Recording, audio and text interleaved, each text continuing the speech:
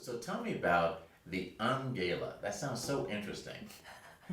Well, we were trying to come up with a clever name for a workshop, but the fact of the matter is we had been seeing galas in our own community that had been sort of stagnating. They'd been going on for some time, but they hadn't actually been returning as much as the fundraising person had expected or as much as the year before.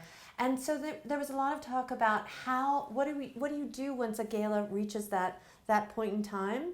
And then we also started seeing clients that were doing things different from a gala, that were not renting the big room and doing the speaker and the dinner. They were doing really interesting things with smaller groups of people.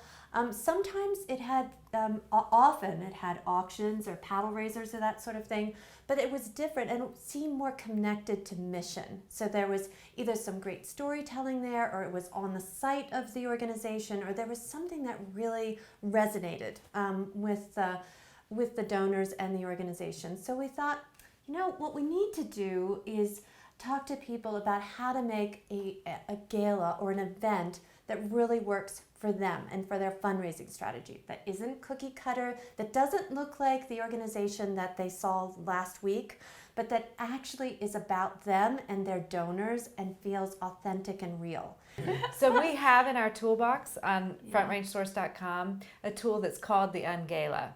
And we recommend that even if you're going to keep doing your gala, you use this tool. And if you've decided that maybe a house party or a series of house parties is a better tool for you, go onto our website, use this tool, because what it makes you do is take a good hard look at your event, step back, make sure that you're really thinking through your objectives, that you're planning an event from scratch and not just continuing what's been done before. We recognize for some organization that means taking on some sacred cows, because we know that some people really don't want to change events, and so you have to be careful about that. But there are all kinds of other things you can do in addition to or instead of a gala. We're huge fans of the house party. We have an ebook called How to Have a House Party to bring new donors to your good cause, so people can access that.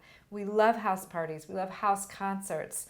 We love interesting ways of doing a gala. We have a nonprofit in Boulder that has what they call a movable feast. Blue Sky Bridge is the agency, and they actually have one big cocktail party at one home, followed immediately by 12 or 15 or 20 small dinners around town hosted by different people. The same night? The same night. Wow. All the same people, and they go Sure. off, and the development director loves it, says it's a dream event for the development director. And having been to these events as a donor to the organization, I can tell you I love it. It's my favorite event because I get to socialize with everybody and hear the story and have fun at the big cocktail event, and then have a really intimate dinner with people who some I know, some I don't, but they've all come together around the cause. And at every one of those dinners, there's a board member who stands up and talks very personally about their connection to the cause. It's really an effective event. So use the Un-Gala tool and think differently about your events. Think about them from scratch is what we like to say.